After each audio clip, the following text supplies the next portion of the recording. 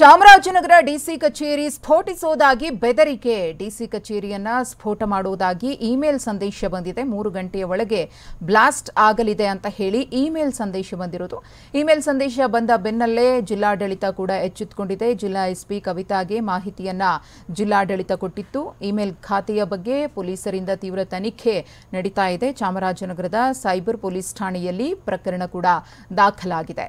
ರಾಯಚೂರು ಚಾಮರಾಜನಗರದ ಡಿಸಿ ಕಚೇರಿಯನ್ನ ಸ್ಫೋಟಿಸುವುದಾಗಿ ಈ ರೀತಿಯಾಗಿ ಬೆದರಿಕೆ ಬಂದಿರೋದು ಇಮೇಲ್ ಸಂದೇಶ ಇದು. ಅದನ್ನು ಗಮನಿಸ್ತಾ ಇದ್ದೀರಿ ಕೂಡ. ಈ ಇಮೇಲ್ ಯಾರಿಗೆ ಸಂಬಂಧಪಟ್ಟಿದ್ದು ಏನು ಅನ್ನೋದರ ಬಗ್ಗೆ ಈಗಾಗಲೇ ಪೊಲೀಸರಿಂದ ತನಿಖೆ ಶುರುವಾಗಿದೆ. ಅಪರಿಚಿತ ವ್ಯಕ್ತಿಯಿಂದ ಈ ಒಂದು ಇಮೇಲ್ ಬೆದರಿಕೆ ಬಂದಿದೆ.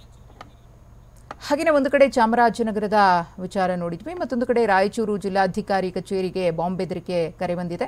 ಅಪರಿಚಿತನಿಂದ ಡಿಸಿ ಕಚೇರಿಗೆ ಬೆದರಿಕೆ ಇಮೇಲ್ ಬಂದಿರುವುದು. ಬಾಂಬ್ ಬೆದರಿಕೆ ವಿಚಾರ ತಿಳಿದು ಪೊಲೀಸರು ಭೇಟಿಯನ್ನ ಕೊಟ್ಟಿದ್ರು. ಬೆಳಗ್ಗೆ ಜಿಲ್ಲಾಧಿಕಾರಿ ಕಚೇರಿಗೆ ಭೇಟಿಯನ್ನ ಕೊಟ್ಟು ಪರಿಶೀಲನೆಯನ್ನ ಮಾಡಿದ್ರು.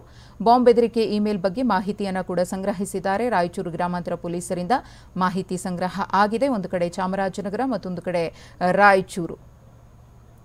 ಎರಡೂ ಭಾಗದ ದೃಶ್ಯಗಳನ್ನು ಗಮನಿಸ್ತಾ ಇದ್ದೀರಿ. ಶ್ವಾನದಳದ ಸಮೇತ ಬಂದು ಪರಿಶೀಲನೆ ಮಾಡುವಂತಹ ಕೆಲಸ ಎರಡೂ ಕಡೆಯೂ ಕೂಡ ಆಗಿದೆ. ಮೈಸೂರಿನ ವಿವಿಧೆಡೆ ಬಾಂಬ್ ಇಟ್ಟಿದ್ದಾಗಿ ಇಮೇಲ್. ನಜರ್ಬಾದ್ ಠಾಣೆಯಲ್ಲಿ ಎಫ್ಐಆರ್ ದಾಖಲು. ಪೊಲೀಸ್ ಆಯುಕ್ತರ ಕಚೇರಿಗೆ ಬಾಂಬ್ ಬೆದರಿಕೆ. ನಜರ್ಬಾದ್ ಪೊಲೀಸ್ ಠಾಣೆಯಲ್ಲಿ ಎಫ್ಐಆರ್ ದಾಖಲಾಗಿದೆ. ಮೈಸೂರಿಗೂ ಕೂಡ ಮೈಸೂರಿನ ಬೇರೆ ಬೇರೆ ಭಾಗಗಳಲ್ಲಿ ಬಾಂಬ್ ಇಟ್ಟಿರುವುದಾಗಿ ಇಮೇಲ್ ಬಂದಿದೆ. ಈ ಹಿಂದೆಯೂ ಕೂಡ ಇಂತಹ ಕಿಡಿಕೇಡಿ ಕೆಲಸವನ್ನ ಕೆಲವರು ಮಾಡ್ತಾ ಇದ್ರು. ಪ್ರಮುಖವಾಗಿ ಸ್ಕೂಲ್ಗಳನ್ನು, ಕಾಲೇಜ್ಗಳನ್ನು ಟಾರ್ಗೆಟ್ ಮಾಡ್ತಿದ್ರು. ಇದೀಗ ಡಿಸಿ ಕಚೇರಿ ಸೇರಿದಂತೆ ಮೈಸೂರಿಗೂ ಕೂಡ ಬಾಂಬ್ ಇಟ್ಟಿರುವುದಾಗಿ ಬೆದರಿಕೆ ಕರೆ ಬಂದಿದೆ.